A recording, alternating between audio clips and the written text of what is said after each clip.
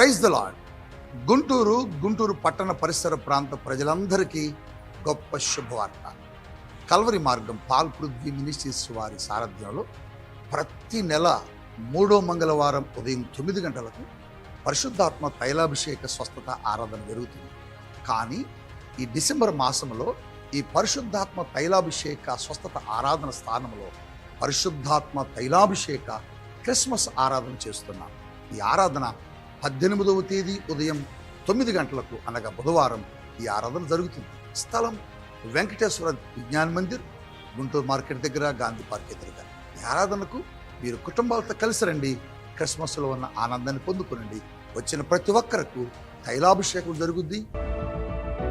దేవుడు అనేవాడు పుట్టడెప్పుడు? ఎందుకంటే ఆయన అసలు ఉన్నాడు అక్కడ. ఆయన ఎవరు క్రియేట్ చేయలేదు, ఆయన ఎవరు నిర్మించలేదు. మీరు బైబిల్ మొత్తం చదవండి. పాత నిబంధనలో ఎక్కడా కూడా దేవుని గురించి వారు ప్రార్థించినప్పుడు తండ్రి అని బోధించడం లేదు, తండ్రి అని వారు సంబోధించలేదు. తండ్రి అని వారు సంబోధించి ప్రార్థన ఎక్కడా పెద్దగా చెయ్యలేదు.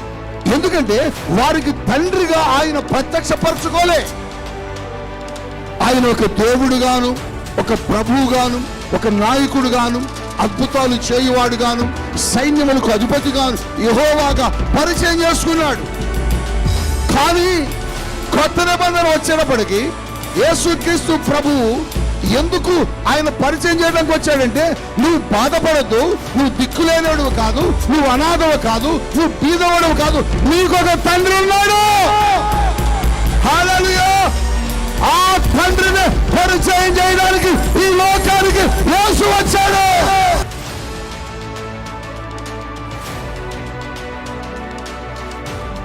పాత నిబంధనంతా తండ్రిని గురించి ఏమనుకున్నదంటే, అమ్మో దేవుడు కఠినమైన దేవుడు, తప్పు చేస్తే శిక్షిస్తాడు, తప్పు చేస్తే రాళ్లతో కొట్టిస్తాడు, తప్పు చేస్తే కొరడాలతో కొడతారు అనేది పాత నిబంధన. కానీ దేవుడు ఏం చేశాడంటే, నన్ను ఒక రకంగానే చూశారు వీళ్ళు, నాలో ఉన్న ప్రేమను వీళ్ళు చూడలేకపోయారు, నేను చాలా ప్రేమ కలిగిన వాణ్ణి అనేది వీళ్ళకి తెలియడం లేదు. కుమారుడా, నా ప్రేమ ఎలా ఉంటుందో వాళ్ళకి చెప్పుకో అన్నాడు. హల్లెలూయా! దేవుని కోరిక ఏంటంటే, నేనే మహిమతో ఉన్నానో నా పిల్లలు కూడా అదే మహిమతో ఉండాలా.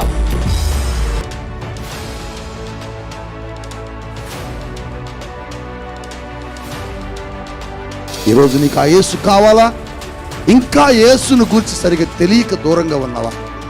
ఒకవేళ దూరంగా ఉంటే, నాకు ఆ యేసు కావాలి, ఆ రక్షకుడు కావాలి అని అడిగితే, ఆ రక్షకుడిని యేసు నీ జీవితంలో కూడా వస్తాడు. మనం చదువుతూ ఉంటాం, యేసు క్రీస్తు ప్రభు మన కొరకు పుట్టాడు అని, మన కొరకు ఆయన జన్మించాడు అని.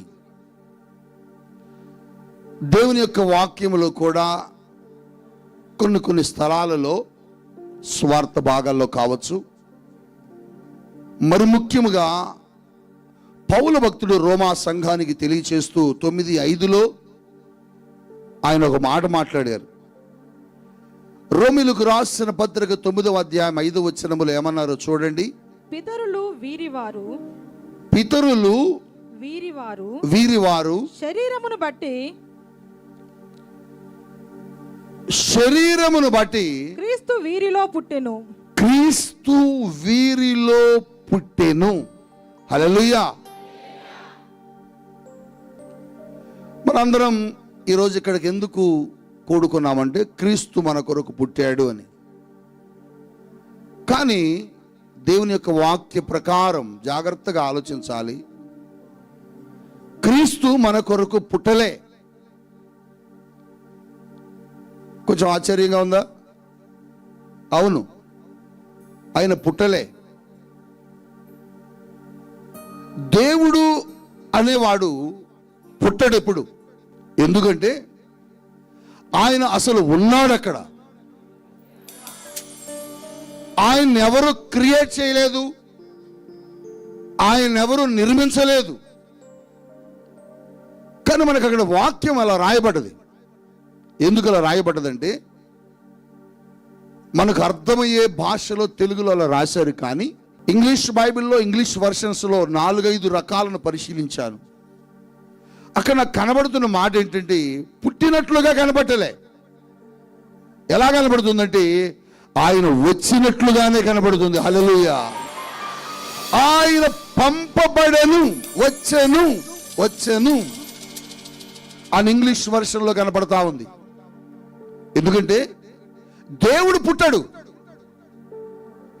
ఈ సృష్టి లేకమనుపు, ఈ భూమి లేకమనుపు, ఆకాశం లేకమనుపు, అసలు ఇవేమి లేకమనుపు ఈ సర్వము ఏమి వ్యాపించి ఉన్నది అంటే ఆయనే వ్యాపించి ఉన్నాడు.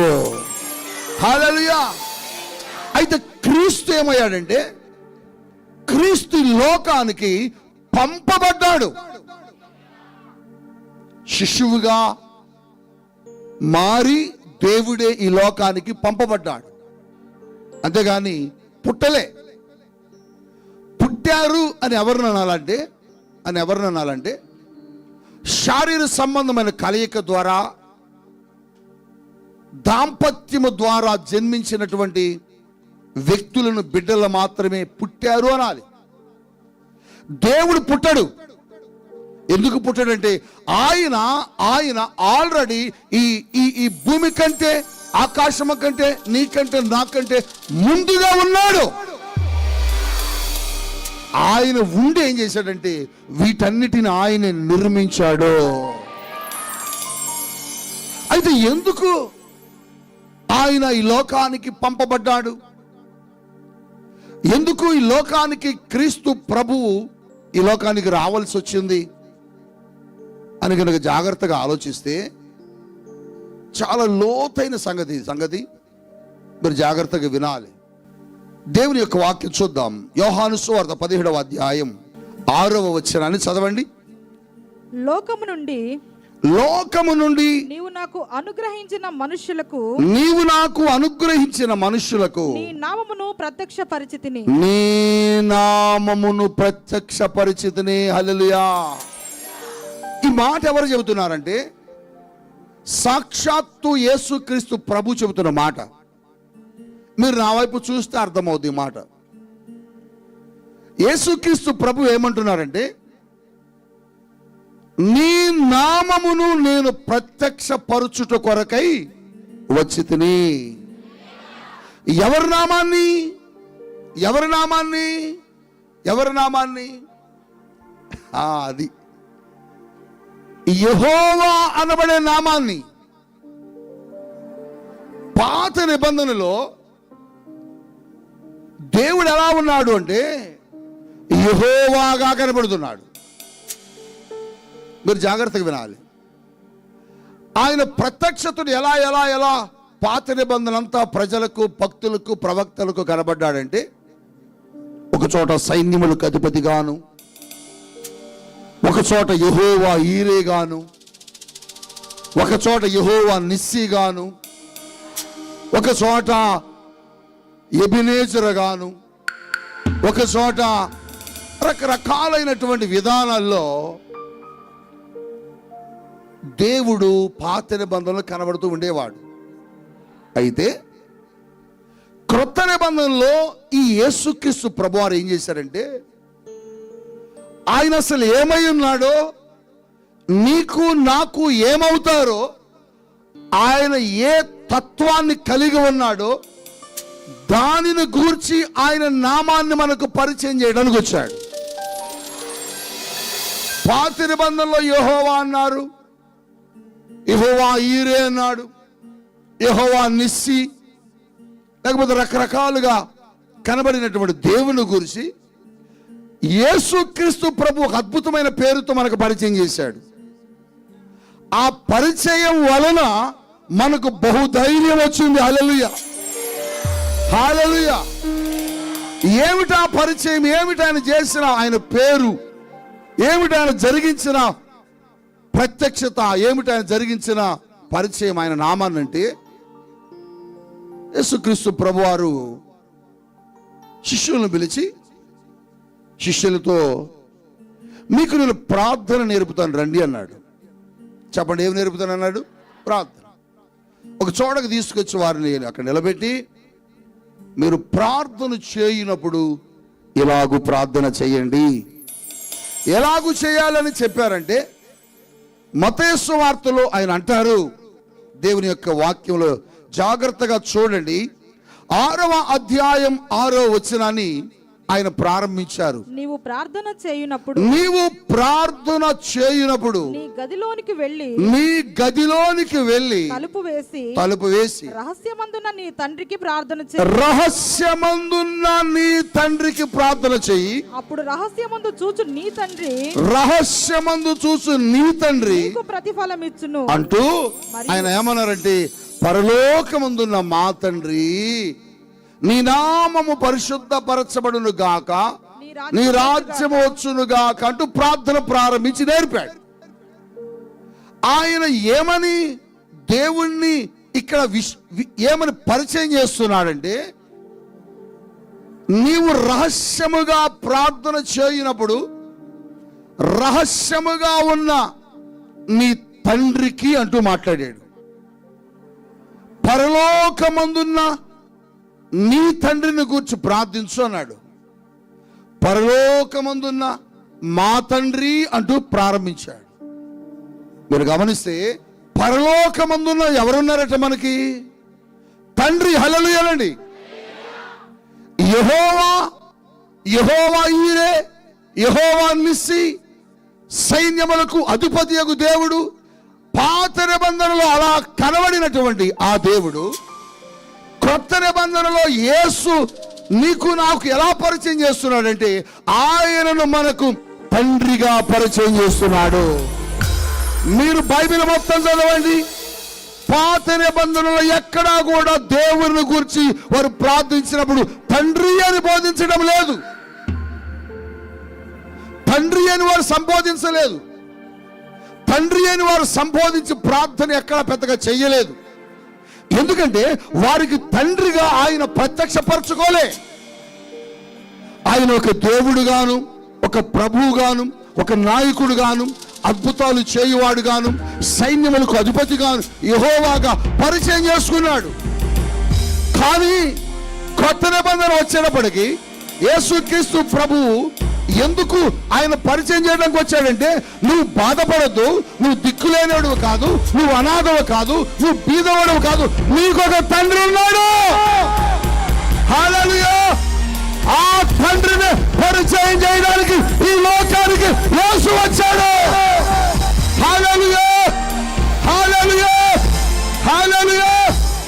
సర్వమానవాళి రకరకాల భయాలతో, నేను ఒంటరి దానని, బీదదానని, దిక్కులేని దానని, నాకెవరు లేరని, నాకెవరు సహాయకులు లేరని బాధపడుతున్నా ఈ మనుషులకు, ఈ ప్రపంచానికి నువ్వు దిక్కులేనుడు కాదు, నువ్వు అనాథుడు కాదు, నీకు ఒక తండ్రి ఉన్నాడు. ఆ తండ్రి దగ్గరకు వచ్చి తండ్రి అని పిలిస్తే నీకు జవాబిచ్చేవాడు ఉన్నాడు. నువ్వు ధైర్యంగా ఉండు అని నిన్ను నన్ను ధైర్యపరచడానికి యేసు లోకానికి వచ్చాడు. హల్లెలూయా. అవునండి, నీకు ఒక తండ్రి ఉన్నాడు, అది చెప్పడానికి వచ్చాడు యేసు.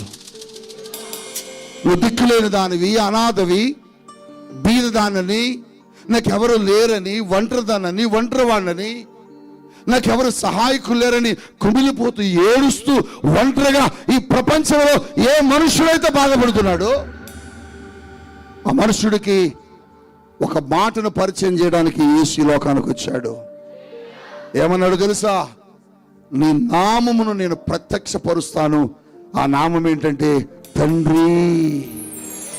అందుకని కొత్త నిబంధనలో యేసు ఎక్కడ ప్రార్థన చేసిన కనులు తన పైకెత్తి చేతులను చాచి తండ్రి అని సంబోధించడం ప్రారంభించాడు.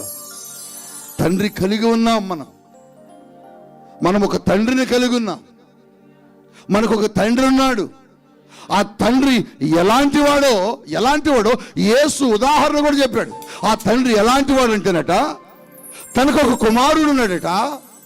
ఆ కుమారుడు తన ఇంటిలో నుంచి వెళ్ళిపోయి ఆ ఇంటిలో నుంచి వెళుతూ ఆస్తి అంతటిని తీసుకొని వెళ్ళి పాడు చేసుకొని, జీవితం అంతా నాశనం చేసుకొని, బ్రతుకంతా పాడు చేసుకొని, ఎక్కడికి వెళ్ళాలో అర్థం కాక సతమతమవుతూ నా తండ్రి ఇంటికి వెళితే బాగుండు, ఈ జీవితం నాకెందుకు అనుకొని లేచి తండ్రి ఇంటికి వస్తున్నప్పుడు ఆ తండ్రి పరిగెత్తుకుంటే కుమారుడి దగ్గరకు వచ్చాడు. చూడు, అదిగో తండ్రి ప్రేమ, అలాంటి ప్రేమ అని చెప్పడానికి ఆయన కుర్చీలోకానికి వచ్చాడు.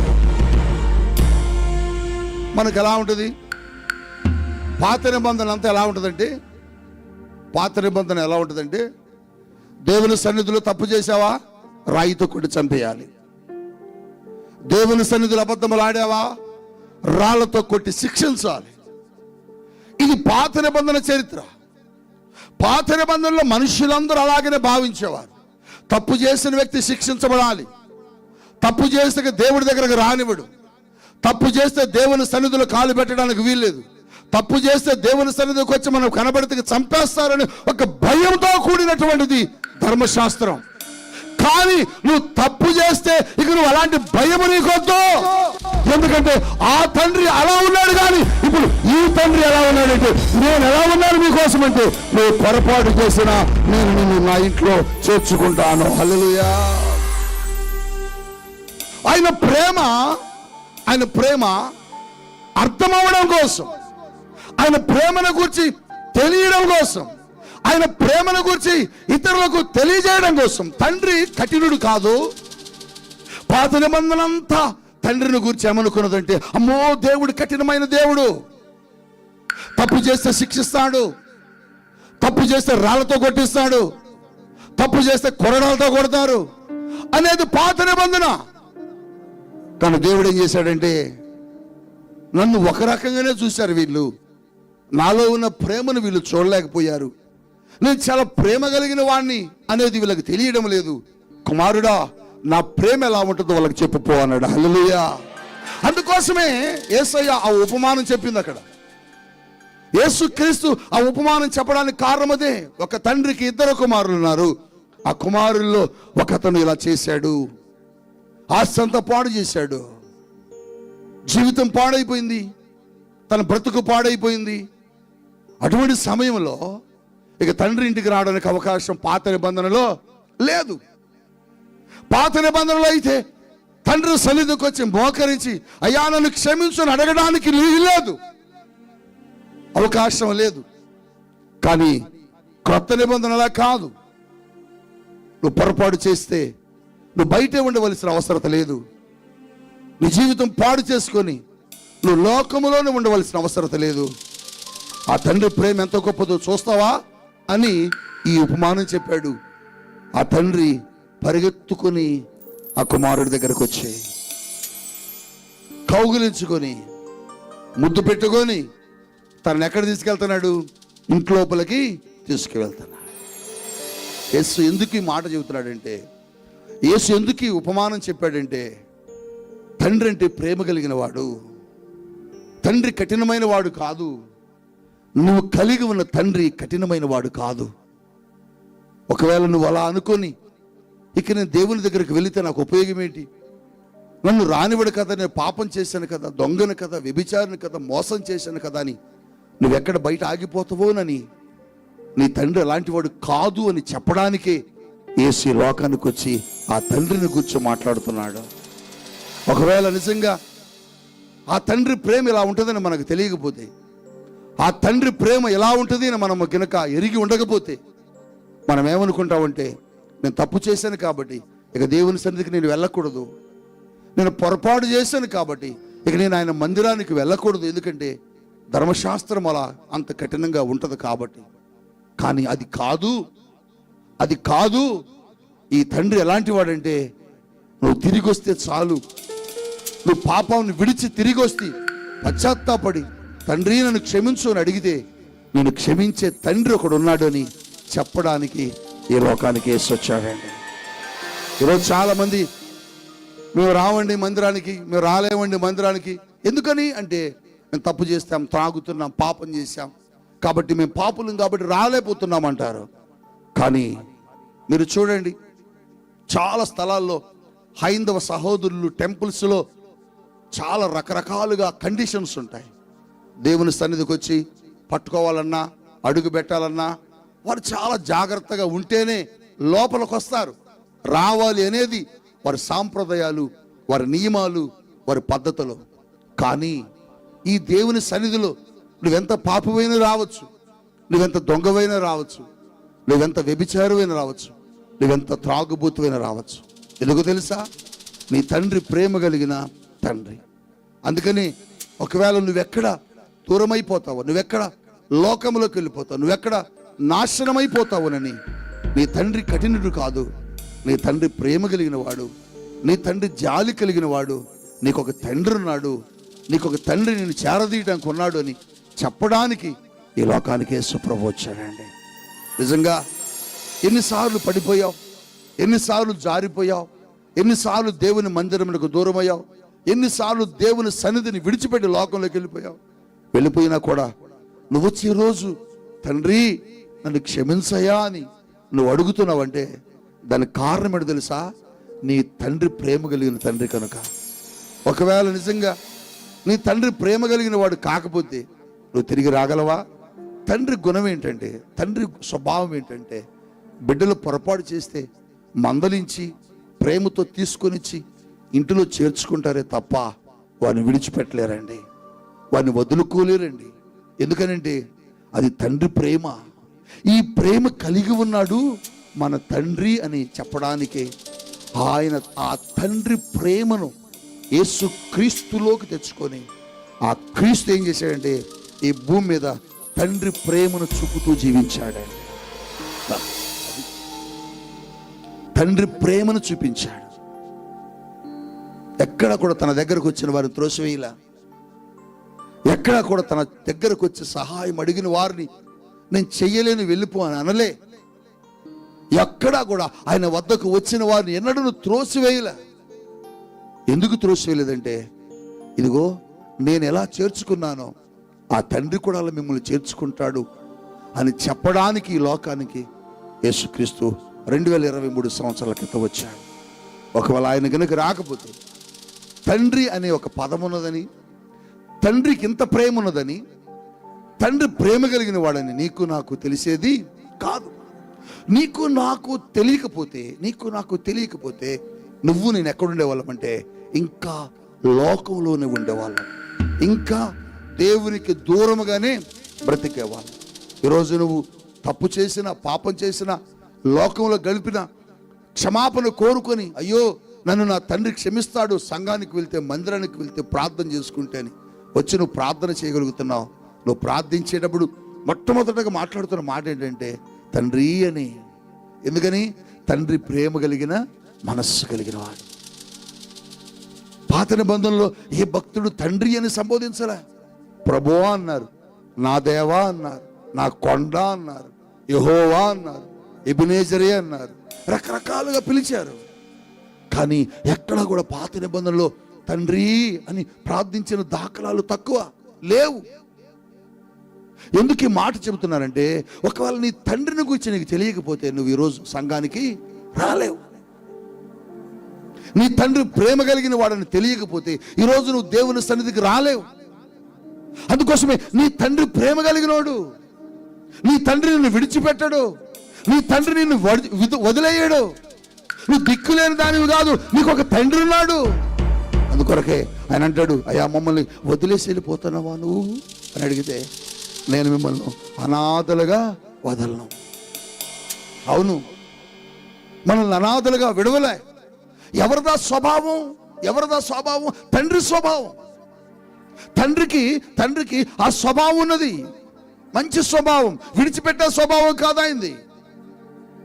చూడండి, బిడ్డ ఎంత తప్పు చేసినా, ఎంత భయంకరంగా పాడైపోయినా, పక్కన వాళ్ళు ఎన్ని మాటలన్నా ఆ బిడ్డలు తెచ్చుకొని ఇంట్లోనే పెట్టుకుంటారు తప్ప, చి నువ్వు తప్పు చేసావు, పాపం చేసావు, పాడైపోయిన వాడు, పాడైపోయినదన పో అని బయటకు అనగలరా? అనలేరు. కోపంతో మందలిస్తారు, ఒక దెబ్బ కొడతారే తప్ప ఏ తండ్రి, ఏ తల్లి త్రోసివేయలేరు బిడ్డల్ని. ఇదిగో నేను కూడా ఇలాంటి స్వభావమే కలిగి ఉన్నాను అని చెప్పడానికి ఈ లోకానికి యేసయ్య వచ్చాడండి. యేసయ్య రాబట్టే తండ్రి ప్రేమ కలిగిన వాడని మనకి తెలిసింది. యేసయ్య ఉండబట్టి తండ్రి ప్రేమ ఎలాంటిదో తెలిసింది. తన బిడ్డల కోసం తండ్రి ఏం చేస్తాడు? కష్టపడతాడు. తన బిడ్డల కోసం ఏం చేస్తాడు? తండ్రి శ్రమ పడతాడు. తన బిడ్డల కోసం తండ్రి ఏం చేస్తాడు? ఏ త్యాగమైనా చేస్తాడు. ఏ త్యాగమైనా చేస్తాడు. ఒక బిడ్డ తండ్రి కలిసి వెళ్తున్నారు అనుకో, ఒక క్రూర జంతువు ఆ బిడ్డ మీద పడుతుంది అనుకో, బిడ్డను వదిలి తండ్రి పారిపోతాడా? పారిపోలేడు. ఆ తండ్రి ఎలా ఆ బిడ్డను కాపాడుకోవటం కోసం ప్రయత్నిస్తాడో, క్రీస్తు ప్రభు కూడా నిన్ను నన్ను కాపాడుకోవటం కోసం సిలువలో తన ప్రేమను చూపించాడు. అందుకనే నీ నామమును నేను ప్రత్యక్షపరచుట కొరకు వచ్చానయ్యా. ఆయన చెప్పిన నామం, ఆయన చూపించిన నామం, ఆయన మనకు ప్రకటించిన నామం ఏంటంటే మనకు ఒక తండ్రి ఉన్నాడు అని. హల్లెలూయా. ఇక్కడ ఎవరైనా తల్లిదండ్రులు లేని వాళ్ళు ఎవరైనా ఉన్నా, లేకపోతే తండ్రి లేని వాళ్ళు ఎవరైనా ఉన్నా, లేకపోతే తండ్రి ఉండి కూడా తండ్రి ప్రేమను పొందుకోలేని వాళ్ళు ఎవరైనా ఉన్నా, మీరు భయపడొద్దు. ఎందుకంటే నీకు ఒక తండ్రి ఉన్నాడు. ఆ తండ్రి దగ్గరకు నువ్వు వస్తే, ఆ తండ్రి నువ్వు ప్రార్థిస్తే నీ ప్రార్థన వింటాడు. అదే ఈ క్రిస్మస్లో ఉన్న ప్రత్యేకత. అందుకోసమే ఆయన ఆరాధించడానికి నువ్వు ఎందుకు వచ్చావు? ఆయన స్తుతించడానికి నువ్వు ఎందుకు వచ్చావు? ఆయన గణపరచడానికి నువ్వు ఎందుకు వచ్చావు? ఆ రోజున అజ్ఞానులు ఆ నక్షత్రమును చూచి ఆయన వద్దకు వచ్చి ఏం చేశారట? సాగిలపడ్డారట. చెప్పండి, సాగిలపడి. ఎంతమంది వచ్చారు? జ్ఞానులు ఎంతమంది వచ్చారు? చెప్పాలి, ఎంతమంది వచ్చారు? 3 కాదు వచ్చేది, కొందరు జ్ఞానులు అని ఉంటుంది. 3 అని రాయలే. వాళ్ళు 3 వస్తువులు తెచ్చేటప్పటికి మనం 3 అనుకుంటున్నాం. కానీ కొందరు జ్ఞానులు 3 అని అక్కడ ప్రత్యేకంగా ఏమి రాయలే. జాగ్రత్తగా వినాలి ఈ మాటలు. వారు వచ్చి ఏం చేస్తున్నారు? ఆయనను మ్రొక్కి సాగిలపడి మ్రొక్కుతున్నారట. ఎందుకు మ్రొక్కారు? ఎందుకు సాగిలపడ్డారంటే, అయ్యా నువ్వెందుకు వచ్చావో మాకు తెలుసు. ఎందుకు వచ్చాడు ఆయన? మాకు ఒక తండ్రిని ఉన్నాడు అని చెప్పడానికి వచ్చావు. హల్లెలూయా. బా, మేము అనాథలం కాదు, దిక్కులేని వాళ్ళము కాదు అని చెప్పడానికి వచ్చావు. అందుకొరకే అజ్ఞానులు వెళ్ళి ఆయన ముందు సాగిలపడ్డారట, ప్రార్థనలు చేశారట. సాంబ్రాణి చెప్పండి ఏం తెచ్చారు? బంగారము, బోలము తెచ్చారు.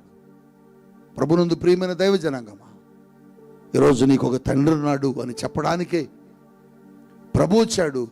అది చెప్పబట్టే నువ్వు మందిరానికి వచ్చి నాకు ఒక తండ్రి ఉన్నాడని మోకరించి ఏం చేస్తాను? మోకరించగానే ఏం చేస్తావు? ఫస్ట్ నీ నోటుకుండా వచ్చేది ఏంటి? తండ్రి. అదే అంటున్నాడు, తండ్రి అని నువ్వు అడగగానే నీ తండ్రి నీకేం చేస్తాడు? జవాబిస్తాడు. నీ తండ్రి నీకు సమాధానం ఇస్తాడు. ఈ క్రిస్మస్లో ఉన్న ప్రత్యేకత అదే.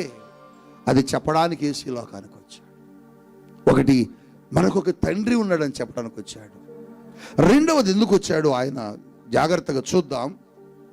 తిమోతికి రాసిన మొదటి పత్రిక 1వ అధ్యాయం 15వ వచనములో ఒక మాట రాయబడ్డది. ఆ మాట చూస్తారా? పాపులను రక్షించుటకు క్రీస్తు యేసు లోకమునకు వచ్చినను వాక్యము. క్రీస్తు యేసు లోకమునకు వచ్చాడట. గట్టిగా హల్లెలూయానండి. ఆ మాట మళ్ళీ ఒకసారి చదవండి. ఆ మాట మళ్ళీ ఒకసారి. పాపులను రక్షించుటకు క్రీస్తు యేసు లోకమునకు వచ్చెను. క్రీస్తు యేసు లోకానికి వచ్చాడు. పాపులను రక్షించడానికి ఎందుకు వచ్చాడు? చెప్పండి, ఎందుకు వచ్చాడు? పాపులను రక్షించడానికి. మత్తయి సువార్తలో ఆయన పుట్టిన సమయంలో, ఆ సమయంలో వ్రాయబడిన మాట ఏంటంటే, ఆయన తన ప్రజల పాపముల నుండి 1:21 మత్తయి సువార్త ఏమంటారు? ఆమె యొక్క కుమారుని కనును తన ప్రజలను వారి పాపముల నుండి ఆయనే రక్షిస్తాడట. ఎందుకు రక్షిస్తాడు? ఎక్కడి నుంచి రక్షిస్తాడు? ఎక్కడి నుంచి రక్షిస్తాడంటే పాపముల నుండి రక్షిస్తాడు. చెప్పండి, ఎక్కడి నుంచి? మనం పాపులం. నేను పాపిని కాదు, నేను పరిశుద్ధుని అని మీలో ఎవరన్నా ఒకవేళ ఇప్పుడన్నా అంటే అది అబద్ధం. ఈ భూమి మీద ఉన్న వాళ్ళందరూ పాపులే. కానీ ఆ పాపులను దేవుడు ఏం చేశాడంటే, యేసుప్రభు ఏం చేశాడంటే ఆ పాపము నుంచి బయటకు లాగేశాడు. హల్లెలూయా. పాపము నుంచి ఎందుకు రక్షించాడు? రక్షించవలసిన అవసరం ఏంటి అంటే, పాపములో ఉంటే దేవుని మహిమ ప్రజల మీదకు రావడలే. పాపములో ఉన్నప్పుడు దేవుని యొక్క మహిమ ప్రజల మీదకు రాదు. నువ్వు ఎప్పుడైతే పాపము నుంచి బయటకు వస్తావో నీ మీదకి ఏమొస్తుందంటే దేవుని మహిమ వస్తుంది. హల్లెలూయా. అందుకనే రోమీలకు రాస్తూ పౌలు అంటారు, మనందరమును పాపము చేశాము, ఏ భేదము లేదు. అయితే ఆ మాట చూడు, 3:23 ఏ భేదమును లేదు లేదు అందరూ పాపము చేసి దేవుడు అనుగ్రహించు మహిమను పొందలేకపోవచ్చున్నారు. ఏమనుగ్రహిస్తున్నాడు దేవుడు? ఏమనుగ్రహిస్తున్నాడు? అందరూ చెప్పండి, ఏమనుగ్రహిస్తున్నాడు? మహిమను దేవుడు అనుగ్రహిస్తున్నాడు. నా వైపు చూడాలి. దేవుడు తన మహిమను అనుగ్రహిస్తుంటే ఆ మహిమ మనిషి మీదకి రాకుండా అడ్డు ఒకటి ఉంది. ఏమిటి అడ్డు ఉన్నదంటే పాపం. ఆ పాపాన్ని బట్టి దేవుని మహిమ మనిషి మీదకి రావటలే. ఆ పాపములో ఉండడాన్ని బట్టి దేవుని మహిమ మనిషి మీదకి రావటలే. దేవుని కోరిక ఏంటంటే, నేనే మహిమతో ఉన్నానో నా పిల్లలు కూడా అదే మహిమతో ఉండాలా.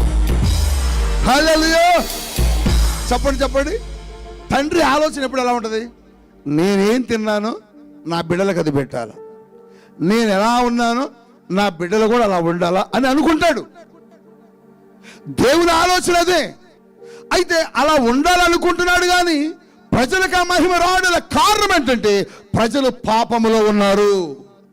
అయితే ఆ పాపములో నుంచి బయటకు తీస్తే వీళ్ళకు దేవుని మహిమ వస్తుందని ఉద్దేశంతో యేసుక్రీస్తు ప్రభు ఏం చేశారంటే, నీ కొరకు నా కొరకు ఆ కలువరి శిలువలో తన ప్రాణమును పెట్టి తన రక్తముతో మనల్ని కడిగి ఆ పాపము నుంచి మనల్ని ఏం చేశాడంటే బయటికి లాగాడు. ఇప్పుడు ఏమైపోయాడు మనుషుడు? పరిశుద్ధుడైపోయాడు. చెప్పండి, ఏమైపోయాడు? ఎవరిని బట్టి? చెప్పండి, ఎవరిని బట్టి? యేసును బట్టి. హల్లెలూయా. ఎప్పుడైతే మనుష్యుడు పరిశుద్ధపరచబడ్డాడో, పరిశుద్ధపరచబడిన మనుషుడి మీదకి దేవుడు ఏమిస్తున్నాడంటే తన మహిమనిస్తున్నాడు. హల్లెలూయా. ఎందుకు క్రీస్తు ప్రభు మహిమను ఇడిచాడంటే, ఒరే నాయనలారా, నేనెందుకు ఇడుస్తున్నానంటే ఆ మహిమలోకి మీరు వెళ్ళాలని. హల్లెలూయా. మీరు ఇలా కాదు ఉండాల్సింది, మీరు ఇలా కాదు నిర్మించబడింది, మీ జీవితం ఇలా కాదు ఉండేది. మీరు మహిమ కలిగిన మనుషులుగా ఉండాలా. అలా ఉండాలంటే మీ పాపాన్ని వదిలి రావాలా. ఆ పాపం పోవాలంటే నేను చనిపోవాలా. అందుకొరకు నేను మీ కొరకు చనిపోవడానికి వచ్చానని చెబుతున్నాడు. హల్లెలూయా. ఇప్పుడు చెప్పండి, మనల్ని మహిమతో నింపడానికి క్రీస్తు లోకానికి వచ్చి ఏమయ్యాడంటే ఆయన మరణించాడు. ఆయన మరణించకపోతే నీకు మహిమ రాదు. ఇప్పుడు అందరూ చనిపోతామట. కడబోర మోగగానే అని ఊదగానే అందరూ ఏం ధరించుకుంటారట? చెప్పండి, ఎక్కడి నుంచి వచ్చింది అది నీకు? ఎక్కడి నుంచి? ఎవరిచ్చారు? యేసయ్య ఇచ్చాడు. హల్లెలూయా. మరి అంత ఇచ్చిన యేసయ్యకు ఒక స్తోత్రం చెప్పండి. ఒకటేనా? ఏమిచ్చాడు నీకు? ఎక్కడ తెచ్చాడు? ఎక్కడి నుంచి తెచ్చాడు? తండ్రి దగ్గర నుంచి తీసుకొచ్చాడు. హల్లెలూయా. ఆయన దగ్గర నుంచి మహిమ తీసుకొని ఆ మహిమ నీకు నాకు ఇవ్వడానికే ఈ లోకానికి వేసి వచ్చింది. నువ్వు మట్టి శరీరంతో కాదు ఉండాల్సింది. అందుకని పౌలు అంటాడు, నేను చచ్చిపోతే బాగు. ఎవడనంటాడు ఈ మాట? మరి చెప్పండి, మీరు ఎప్పుడన్నా అన్నారా నేను చచ్చిపోతే బాగని? ప్రభు నా ఆయుష్ పెంచు అంటావు. కానీ పౌలు అలానే, నా మట్టుకైతే బ్రతుకుట క్రీస్తే చావైతే. ఎందుకు చనిపోవాలనుకున్నాడంటే చనిపోతే ఈ మహిమ వస్త్రాన్ని ధరించుకొని వెళ్ళిపోవచ్చు అని ఆయన ఆశ అదే, ఆయన కోరిక అదే. అరే నేను చనిపోతే మహిమ ధరించుకుంటాను, నేను ఎప్పుడు చచ్చిపోతానబ్బా ఆ మహిమలోకి వెళ్ళిపోతా.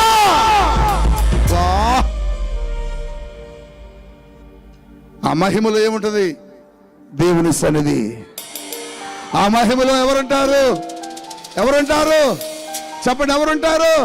ఓ మహిమలో యేసయ్య ఉంటాడు. ఆ మహిమలో మన తండ్రి ఉంటాడు.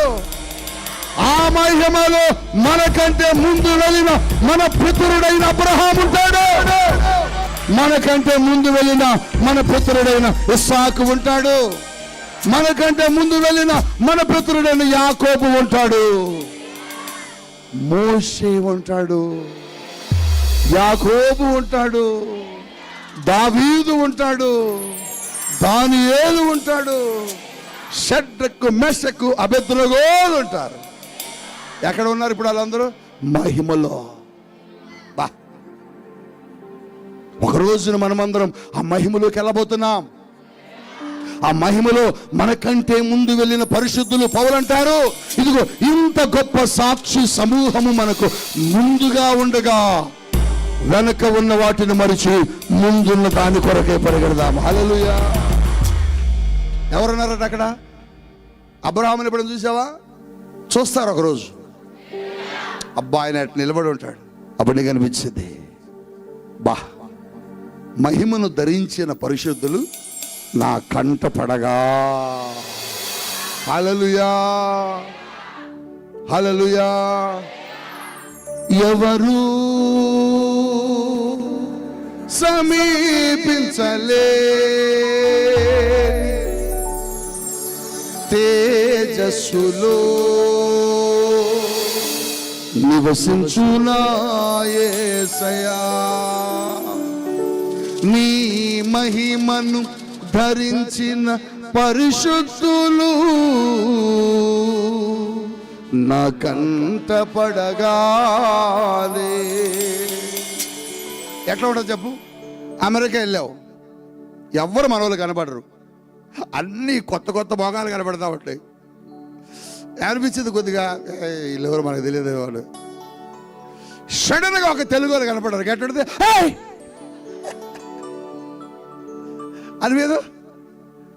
అనిపిదా? అంటే సడన్ గా మనకు అబ్రహాం కనపడతాడు. ఎక్కడ? పరలోకంలో. హల్లెలూయా. ఓ అబ్రహాం గారు, నీ గురించి ఒకటే ప్రసంగాలు మా అయ్యగారు కొట్టాడు పొద్దాక చెబుతుంటాడు. నువ్వేంటి బాగా దేవునికి స్నేహితుడు వాడు కదా. I'm friend of God, I'm friend of Jesus.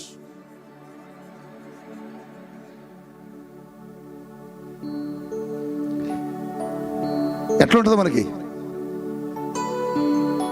ఎట్లుంటుంది చెప్పండి? పరలోకంలో అబ్రహాం చూడగానే ఎట్లుంటుంది? సంతోషం ఉండదు? అందుకని ఆయన రాశాడు, ఈ మౌదును నేనే మౌదును, ఈ మౌదును నేనే మౌదు.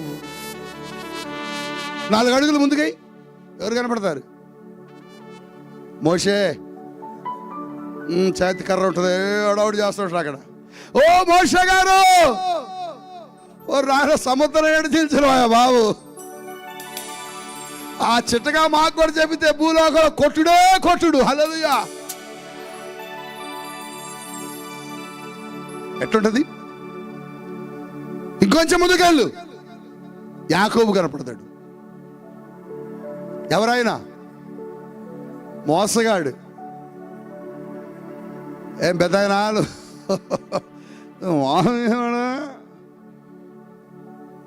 ఏయ్ అప్పుడు మోసం ఇప్పుడు నా పేరు ఇస్రాయేల్ అంటాడు ఆయన. హల్లెలూయాలండి, హల్లెలూయా. అయా సర్లే కానీ ఎట్లా పోరాడి ఆయనతో? ఆయన చెప్తాడు, ఏం లేదురా పట్టుకొని వదల్లా,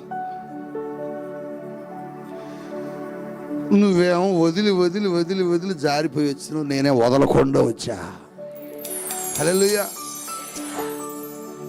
ఒక్కొక్కరు దావీదు, దానియేలు వీళ్ళందరూ మనకంటే ఆ మహిమలో ముందుగా వెళ్ళి అక్కడ ఉన్నారు. వీళ్ళందరం దాటుకుని వెళ్ళాక ఒక చైర్ దగ్గరికి వెళ్ళాక ఆ చైర్ దగ్గర ఒక ఆయన నిలబడి ఉంటాడు. ఆయన్ని చూడగానే షాక్ అయిపోతాం. ఎందుకో తెలుసా? ఆయన గురించి ఈరోజు నువ్వు పండుగ చేసుకుంటున్నావు. హల్లెలూయా, హల్లెలూయా, హల్లెలూయా. ఏమవుదునో నేనేమవుదునో, ఏమవుదునో నేనేమవుదునో. హల్లెలూయా. యేసయ్య కనపడతాడు. అందరిని యేసయ్య ఏం చేస్తుంటాడు అంటే లోపల పంపిస్తూ ఉంటాడు మహిమ దగ్గరికి. ఒక మాట చెబుతాను. ఈ వ్యక్తి ఎవరు? ఈ వ్యక్తి ఒకప్పుడు పాపం చేస్తున్న వ్యక్తి. మరి ఇలా ఇక్కడికి ఎలా వచ్చాం? అప్పుడు యేసయ్య అంటాడు, ఆమె ఇక్కడికి ఎందుకు వచ్చిందంటే, డాడీ ఆమె కొరకు నా రక్తం గార్చే. ఇప్పుడు చెప్పు, నీకు యేసయ్య ఎంత ప్రాముఖ్యమైన వాడు? హల్లెలూయా చెప్పు. ఇప్పుడు ఎవరు ఎవరు ఎవరు శ్రేష్టమైన వాడు ఈ జీవితంలో? యేసయ్య చెబుతాడు, ఆమెను శిక్షించండి, కొట్టండి. ఆమెను కొట్టడం ఏంటి? ఆమె కోసం నా రక్తం ఇచ్చి కడిగే. చూడు, ఆ అమ్మాయి మీద ఏముందో చూడు, నా ముద్ర ఉంటుంది. అందుకే యేసయ్యను ఆరాధించేది అని నాకు ఈ మాట చాలా ఇష్టం. రా లోపలికి అని తీసుకుని వెళ్ళాట. ఆయన ఏం చేస్తాడో తెలుసా? ఆయనతో పాటుగా సింహాసనం మీద కూర్చోబెట్టుకుంటాడు. హల్లెలూయా, హల్లెలూయా. ఈ రుబారా శకలరంధ్రాలరా బాబాహో. ఆ పరలోకమంతా మహిమే, పరలోకమంతా మహిమే.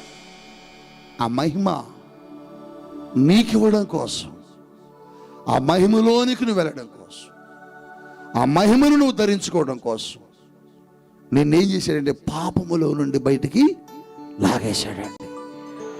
పాపులు రక్షించుటకు వచ్చారు. రక్షించుడు. వర్షం వస్తుంది, తడవకుండా ఏం చేస్తావు? కళ్ళలో దుమ్ము పడుతుంది, తడవకుండా ఏం చేస్తావు? ఆ కంట్లో మట్టి పడకుండా ఏం చేస్తావు? కళ్ళజోడు పెడతావు. ఎండ వస్తుంది, గొడుగేస్తావు. శరీరం ఎండకు కందిపోకుండా శరీరానికి ఏమేసావు? వస్త్రం. కాళ్ళకి ఏమేస్తావు? కాళ్ళకి దెబ్బ తగలకుండా షూ. కాళ్ళను రక్షించుకోవడానికి నువ్వు చెప్పులు వేసుకున్నావు. దానికి నువ్వు కాపాడుకోగలిగావు. వర్షము నుంచి, ఎండ నుంచి నువ్వు తడవకుండా నీ దేహాన్ని కాపాడుకోవడానికి గొడుగు వేసుకున్నావు. అది నువ్వు కాపాడుకునేది. నీ శరీరం ఎండకు కందిపోకుండా, వర్షానికి తడవకుండా ఒక వస్త్రం వేసి దాన్ని రక్షించుకున్నావు. ఇవన్నీ నువ్వు రక్షించుకున్నావు. ఇవన్నీ నువ్వు రక్షించుకోగలవు. కానీ నువ్వు రక్షించుకోలేనిది ఒకటి ఉంది. అదేంటో తెలుసా? నీ ఆత్మ. దాన్ని నీ వల్ల కాదు రక్షించడం. దాన్ని నువ్వు కాపాడలేవు. దాన్ని నువ్వు రక్షించడానికి సాధ్యమయ్యే పని కాదు. ఆ ఆత్మను రక్షించడానికి ఈ లోకానికి యేసు వచ్చి నీ ఆత్మ నరకానికి వెళ్ళకుండా పరలోకానికి తీసుకుని వెళ్ళాడు. అంటే నీ జీవితంలో ప్రతి అడుగు యేసుకి ప్రాధాన్యత ఉన్నది. హల్లెలూయా. నీ జీవితంలో ప్రతి సందర్భంలో నీకు యేసయ్యతో పని ఉంటుంది. అందుకోసమే బిడ్డ, ఈ క్రిస్మస్ నువ్వు ఎందుకు చేయాలి, ఎందుకు ఆరాధించాలి ఆయన్ని అంటే, ఆయన నీ కోసం వచ్చి ఏం చేశాడంటే నీకు ఒక తండ్రి ఉన్నాడని చెప్పాడు.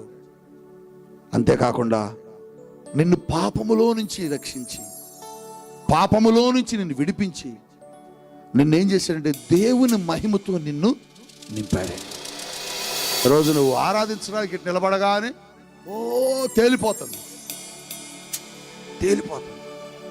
ఎందుకు తేలుతున్నావు? ఎందుకు తేలుతున్నావు అంటే ఇప్పుడు నువ్వు మహిమలోకి వెళ్ళిపోతున్నావు. ఆ మహిమ నీకు ఎవరిచ్చారండి? యేసయ్య.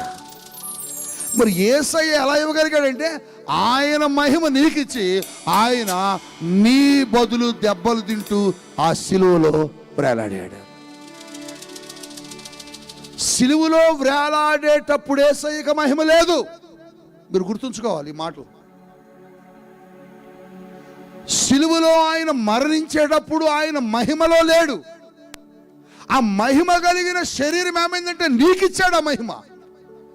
అందుకనే తండ్రి నన్ను ఎందుకు ఇడిచావయ్యా అంటే, సారీ మై సన్, నిన్ను విడవాల్సి వచ్చింది. ఎందుకు ఇడిచావు నన్ను చెప్పు. ఎందుకు ఇడిచానంటే ఎందుకో పాలు పృథ్వీని పట్టుకోవడానికి నీ చెయ్యి వదిలి పాలు పృథ్వీని ఇలా చేయాలి. తన కుమారుడు చెయ్యిని వదిలింది ఎందుకంటే నీ చెయ్యి పట్టుకోవడానికి. ఇప్పుడు చెప్పండి, యేసయ్య ఎంత మంచి దేవుడు.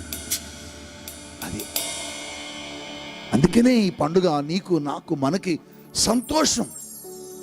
ఈరోజు నువ్వు ఎందుకు నూతన వస్త్రాలు కట్టుకొని వచ్చావు?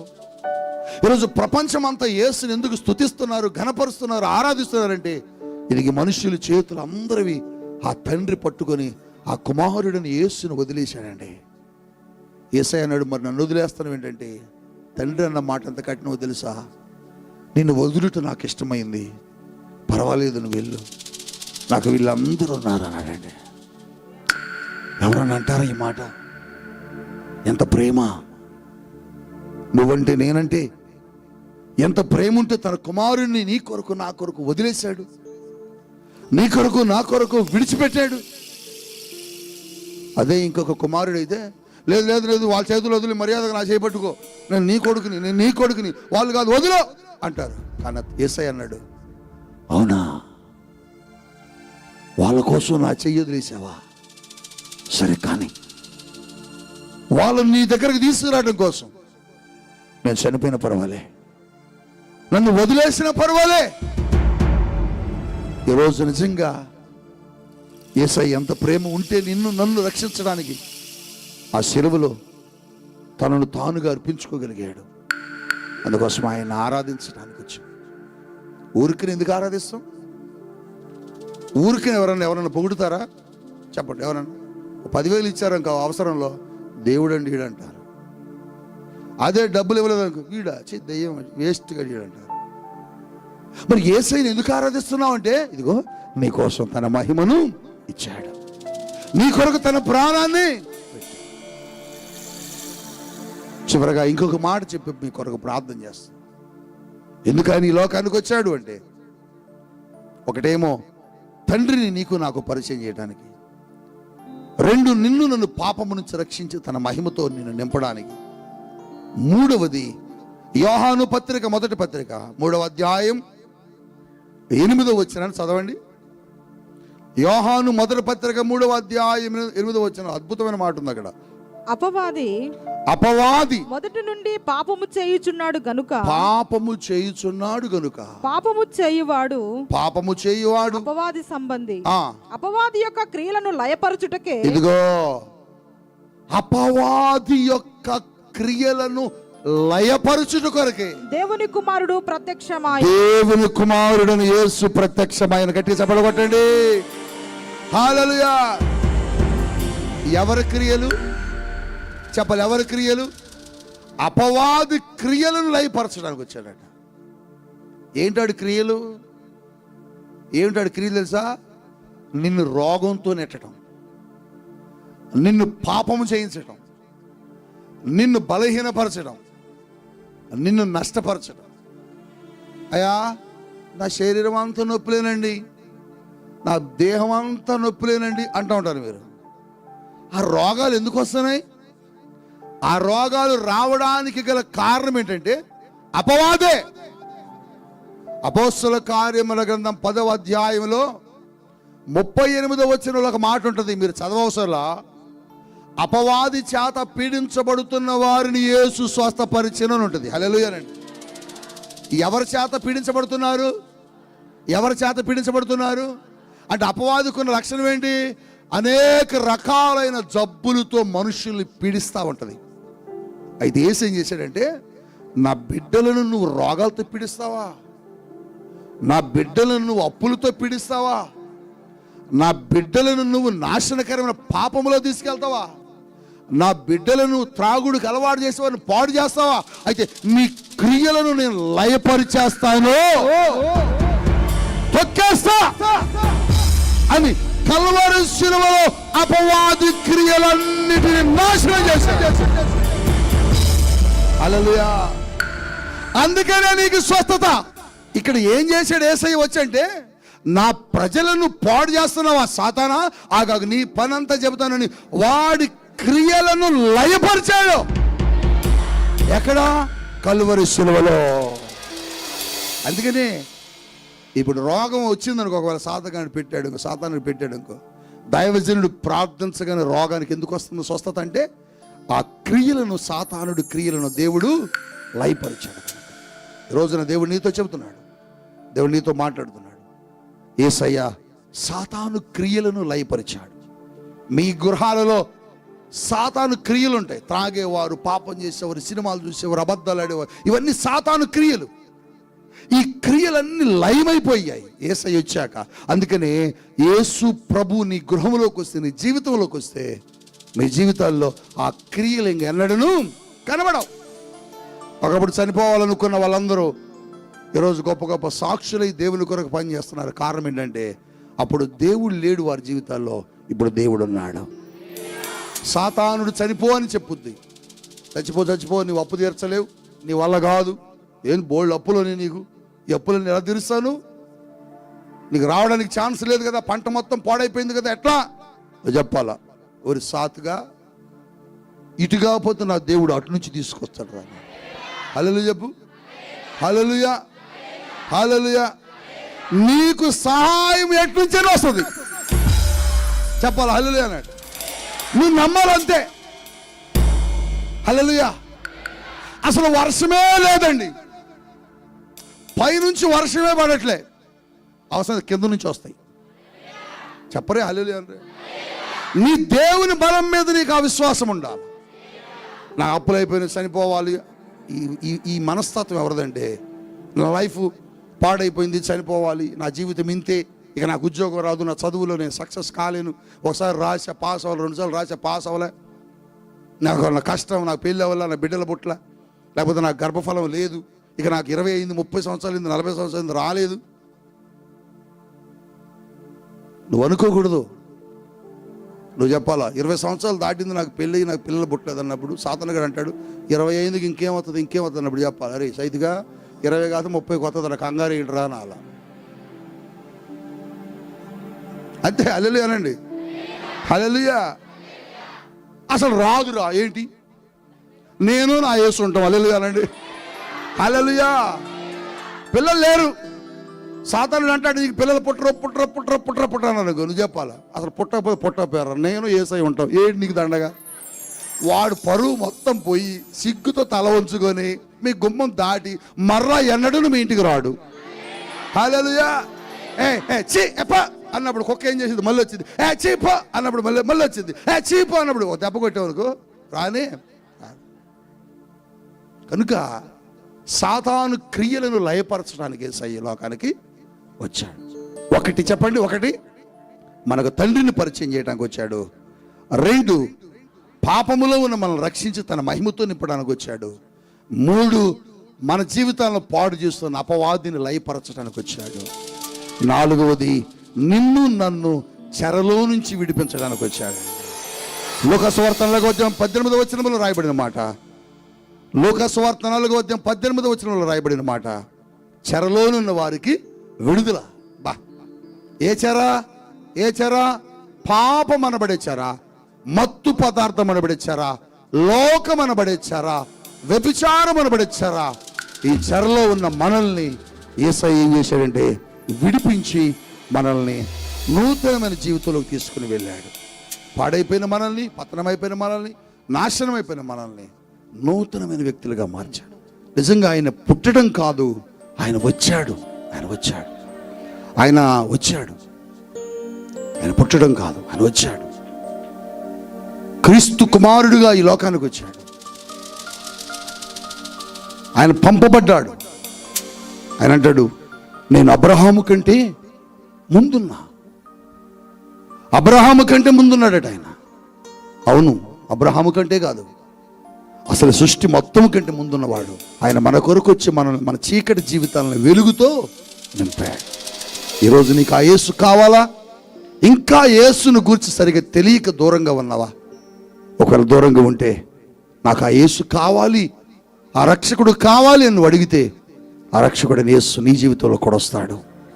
ఈరోజు పరిశుద్ధాత్ముడు నీతోనే మాట్లాడాడు.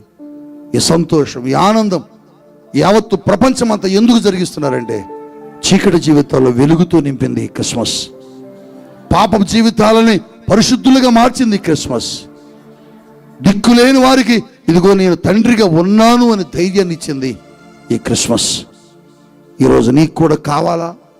ఒకవేళ లైవ్లో ఇంకా దేవుడిని ఎరుగక, దేవుని గురించి తెలియక, ఒకవేళ ఇంకా అన్యురాలుగా ఉంటే మందిరంలోకి వచ్చి, ఒకవేళ ఎవరన్నా వ్యక్తులతోనూ, స్నేహితులతోనూ, బంధువులతోనూ ఈరోజు నువ్వు ఒకవేళ ఈ మందిరానికి వచ్చావేమో, ఇంకా ఎంతకాలం జీవము లేని వాటిని పూజిస్తావు, మాటలాడే వాటిని సాగిలపడతావు, కదలని వాటిని గురించి ఎందుకు నువ్వు ఇంకా ప్రార్థిస్తూ ఉంటావు? ఇదిగో మాట్లాడేవాడు, కదిలేవాడు, నీ దగ్గరకు వచ్చి నీ సమస్యలు పరిష్కరించేవాడు, నీ పాపమును తీసి నిన్ను పరిశుద్ధులుగా మార్చేవాడు యేసుక్రీస్తు ప్రభు. సర్వ ప్రపంచం తెలియక ఇంకా కొంతమంది, చాలామంది ఎక్కడెక్కడికో దేవుణ్ణి కనుగొనాలని, దేవుణ్ణి చూడాలని, దేవుణ్ణి పట్టుకోవాలని, దేవుణ్ణి తెలుసుకోవాలని వెళ్తున్నారు. నీకు సంగతి తెలియట్లా. నువ్వు దేవుణ్ణి తెలుసుకోవాలని వెళ్ళడం కాదు, దేవుడే నిన్ను తెలుసుకొని నిన్ను వెతికి వెతికి వెతికి వెతికి రక్షించుటకు వచ్చాడట. బా చెప్పండి, ఎలా ఎందుకు వచ్చాడు? దేన్ని రక్షించడానికి వచ్చాడో నీకు తెలుసా? దేన్ని వెతికాడో నీకు తెలుసా? తెలిస్తే నీ గుండె పగిలిపోవాలి అసలు ఈ మాట చెబితే. దేన్ని వెతికాడంటే నశించిన దానిని వెతికి. ఎవడన్నా నశించిన దాన్ని వెతుక్కుంటూ వెళ్తాడా? పాడైపోయిన దాన్ని వెతుక్కుంటూ వెళ్తాడా? పాడైపోయి పతనమైపోయిన దాన్ని ఎవడన్నా తెచ్చుకోవడానికి వెళ్తాడా? కానీ నువ్వు నేను పతనమైపోయి నాశనం అయిపోయి ఉంటే నన్ను వెతుక్కుంటూ వచ్చాడు యేసయ్య. ఆయన రాబట్టి మన ఈ రోజున ఈ ఆశీర్వాదం. నా మట్టుకైతే ఆయన రాబట్టేనండి. ఆయన లేకపోతే నా జీవితం శూన్యం. ఎక్కడుండే బ్రతుకు, ఎక్కడ నా బ్రతుకు, ఎక్కడ నా జీవితం? శూన్యం, శూన్యం, ఏమీ లేదు నా జీవితంలో. పనికిరాని బ్రతుకండి, పాడైపోయిన జీవితం అండి, భయంకరమైన నాశనకరమైన జీవితం అండి, హత్యలు చేసిన జీవితం అండి, పాపం అండి, భయంకరముగా దౌర్జన్యాలు చేసిన జీవితం అండి, మనుషుల్ని హింసించిన జీవితం, గాయపరిచిన జీవితం, మనుషులు క్రూరంగా నరికిన జీవితం. కానీ యేసయ్య తన ప్రేమను నాలో నింపి, యేసయ్య తన ప్రేమను, స్వభావాన్ని నాకు ఇచ్చి ఈరోజు నన్ను మనిషిగా నిలబెట్టి ఇదిగో ఇంత చక్కగా మీ ముందు నిలబెట్టాడు. ఒకప్పుడు ఇలా లేదు నా జీవితం, ఈరోజు నా జీవితం ఇలా ఉందంటే కారణం యేసయ్య. అందుకే నేను సిగ్గుపడకుండా ఆయన్ని ఆరాధిస్తా. అందుకనే హృదయపూర్తిగా ఆయన్ని అంగీకరిస్తే ఈరోజు నీ జీవితంలో నిజమైన క్రిస్మస్ జరిగింది. కావాలా నీకు ఈ క్రీస్తు? కావాలా నీకు ఈ రక్షకుడు? కావాలా నీకు ఈ రక్షకుడు నీ జీవితంలోకి? అయితే మోకరించు, ప్రార్థన చేసుకుందాం. దైవజనరాలు ప్రార్థన చేస్తూ ఉండగా మనందరం కూడా ప్రార్థనలో ఏకీభవిద్దాం. తండ్రి, నీకే వందనాలు, స్తోత్రాలు ప్రభా. ఈరోజు నీ సేవకు నిలువబెట్టుకొని మాతో మాట్లాడినందుకు వందనాలు. యేసు ఈ లోకానికి ఎందుకు వచ్చారో, అయ్యా ఎందుకు మేము క్రిస్మస్ జరిగించుకోవాలో, ఎందుకు యేసును మేము ఆరాధించాలో ఈరోజు నీ సేవకు నిలువబెట్టుకుని మాతో మాట్లాడినందుకు వందనాలు. యేసు నాయనకే వందనాలు, స్తోత్రాలయ్యా. అయ్యా మాకంటూ ఒక తండ్రి ఉన్నాడని, మేము అనాథలం కామని ప్రభా నాయనా, తండ్రిని పరిచయం చేయడానికి ఈ లోకానికి వచ్చిన దేవుడు అని అయ్యా ఈరోజు మాతో మాట్లాడినందుకు వందనాలు, స్తోత్రాలు. పాపంలో, శాపంలో కొట్టుమిట్టాడుతున్న మమ్మల్ని రక్షించడానికి అయ్యా నాయనా, మమ్మల్ని పరిశుద్ధపరచడానికి పరిశుద్ధుడైన నీవు లోక రక్షకుడుగా, పాపులను రక్షించే రక్షకుడుగా ఈ లోకానికి వచ్చిన దేవుడు అని మాతో నువ్వు మాట్లాడినందుకు వందనాలు, స్తోత్రాలు ప్రభా. అపవాది క్రియల చేత బాధించబడుతున్నా సర్వ మానవాళిని అపవాది క్రియలలోంచి విడిపించడానికి, రక్షించడానికి, అపవాది క్రియలను లయపరచడానికి ఈ లోకానికి వచ్చిన దేవుడు అని ఈరోజు మాతో మాట్లాడినందుకు నీకు వందనాలు, స్తోత్రాలయ్యా. అయ్యా నాయన పాప బంధకాలలో నాయన ప్రభా చెరసాలలో అయ్యా మ్రగ్గిపోతున్న బంధించబడిన మమ్మల్ని విడుదల పరచడానికి ఈ లోకానికి వచ్చిన దేవుడు అని మాతో మాట్లాడినందుకు నీకే స్తోత్రాలయ్యా. అవును, నువ్వు కాకపోతే మమ్మల్ని ఎవరు విడిపించగలరయ్యా? పాపంలో శాపంలో ఆ బంధకాలలో మ్రగ్గిపోతున్న ఏ మానవుడు విడిపించలేడయ్యా. నువ్వు మాత్రమే విడిపించడానికి నువ్వు దేవుడవు కనుక అయ్యా నాయన మమ్మల్ని విడిపించడానికి వచ్చినందుకు నీకే స్తోత్రాలు నాయన. అయ్యా నీ ఎంతమంది ఈ రోజున వారి హృదయాల్లోనికి నేను స్వీకరించారో ప్రభా, వారి హృదయాల్లోనికి మీరు వెళ్ళండి ప్రభా. తండ్రి నాయన నీ వల్లనే మాకు మోక్ష రాజ్యమని, నీ వల్లనే నిత్య రాజ్యమని ఎంతమంది ఈరోజు తెలుసుకొని అయ్యా నాయన నిన్ను రక్షకుడిగా స్వీకరించారో ప్రతి ఒక్కరి జీవితంలోనికి మీరు వెళ్ళండి నాయన. తండ్రి నాయన నిజమే, నువ్వే మాకు లేకపోతే ఈ భూమి మీద మాకు మనుగడ లేదు. నువ్వే మాకు జీవితంలోనికి రాకపోతే, మా కోసం ఈ భూమి మీదకి రాకపోతే అయ్యా మా జీవితాలు నాశనం అయిపోయేవి. ఈ రోజున మేమందరం కూడా సంతోషంగా ఈ క్రిస్మస్ జరిగించుకుంటున్నామంటే కేవలం నిన్ను బట్టే యేసయ్యా. నువ్వు మా కోసం ఈ భూమి మీదకి రావడాన్ని బట్టే ప్రభా. ఈ భూమి మీదకి వచ్చిన వాడివి వట్టిగా వెళ్ళిపోలేదు. మా పాపాలన్నీ నువ్వు మోసిన దేవుడువయ్యా, నీ వీపు పైన భరించిన దేవుడువయ్యా. మా మీద ఉన్న శాపాలన్నీ నాయన తన్ని వీపు పైన మోసావు అయ్యా. మాకు రావాల్సిన దోష శిక్ష అంతా నువ్వు భరించావు తండ్రి. మా కోసం పాపముగా మారిపోయావు అయ్యా. మా పాప భారాన్ని నాయన నీ వల్ల నువ్వు భరించిన దేవుడు నాయన. పాపులమైన మేము ఈ రోజున పరిశుద్ధులుగా మార్చబడింది కేవలం నిన్ను బట్టే తండ్రి నాయన. పరిశుద్ధుడైన నీవు పాపినైనా మా కోసం రావడం ప్రభువా ఎంత ధన్యత తండ్రి, ఎంత గొప్ప భాగ్యము ప్రభువా. మమ్మల్ని వెతుక్కుంటూ మమ్మల్ని రక్షించడానికి వచ్చిన గొప్ప దేవుడు అయ్యా. నిన్ను బట్టే ఈ రోజు మేము ఆనందిస్తున్నామయ్యా. నిన్ను బట్టే మా జీవితాలకు విలువ వచ్చిందని సంతోషిస్తున్నామయ్యా. అయ్యా పాపలుకున్న మేము ఈ రోజున పరిశుద్ధులుగా మార్చబడింది నిన్ను బట్టే ప్రభువా. అయ్యా నువ్వు ఇచ్చిన రక్షణ గొప్పది తండ్రి నాయన. అయ్యా ఈరోజు ప్రభువా సంతోషంగా మేమందరము కూడా ఈ క్రిస్మస్ జరిగించుకోవడానికి నువ్వు కృపనిచ్చినందుకు నీకే స్తోత్రాలయ్యా. ఈరోజు నూతనంగా వచ్చిన వ్యక్తులు ఎవరైనా ప్రభానైనా అయ్యా నిన్ను నాయన మా హృదయంలోకి రావాలని ఎంతమంది అడిగారో ప్రభా, నిన్ను రక్షకుడిగా పొందుకోవాలని ఎంతమంది ఇష్టపడ్డారో ప్రభా, వారి జీవితాల్లోనికి మీరు వెళ్ళినందుకు నీకు వందనాలు స్తోత్రాలు అయ్యా. నాయన ఇచ్చిన రక్షణ భాగ్యం వారు పొందుకొని నాయన అయ్యా నువ్వు ఇచ్చే ఆ మహిమ రాజ్యంలో మేమందరం ప్రవేశించి నాయన అయ్యా నిన్ను స్తుతించి ఘనపరిచే కృపా భాగ్యం అందరికీ దయచేసి మహిమ పొందుకొనమని నజరేయుడైన యేసు శక్తి కలిగిన నామంలో ప్రార్థన చేస్తున్నాము తండ్రి. ఆమేన్.